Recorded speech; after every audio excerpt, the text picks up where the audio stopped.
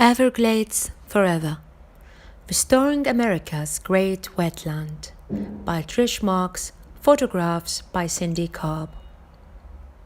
Essential question: what reasons do people have for protecting the environment?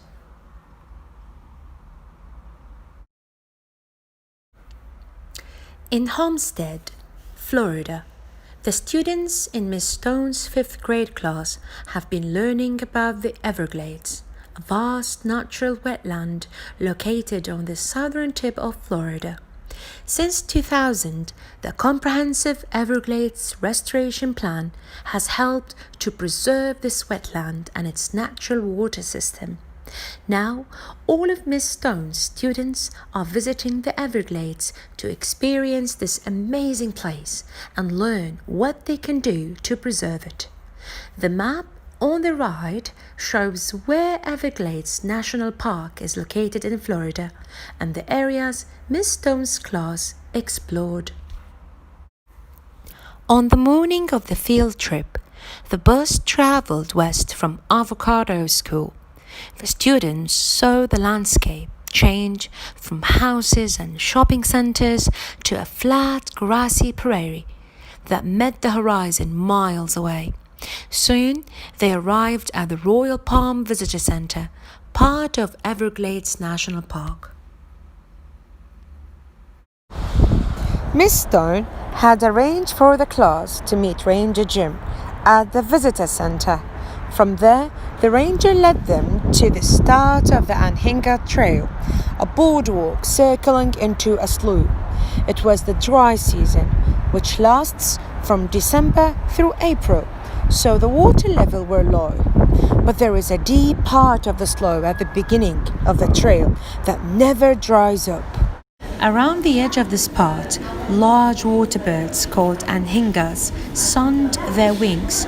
Anhingas hold out their wings to thermoregulate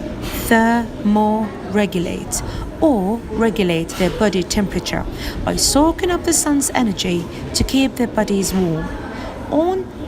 An osprey, a fish-eating hawk, waited in a tree for a flash of fish in the water. In the distance, an egret stood in the sawgrass, and a flock of endangered woodstocks flew overhead. Right now, you'll see many animals close together around the deeper water areas, said Ranger Jim. Fish and smaller water animals had migrated to these deep water areas to search for food. Wading birds, alligators, ospreys, and cormorants, which is large diving birds with bright green eyes, followed to feed on the fish and smaller animals.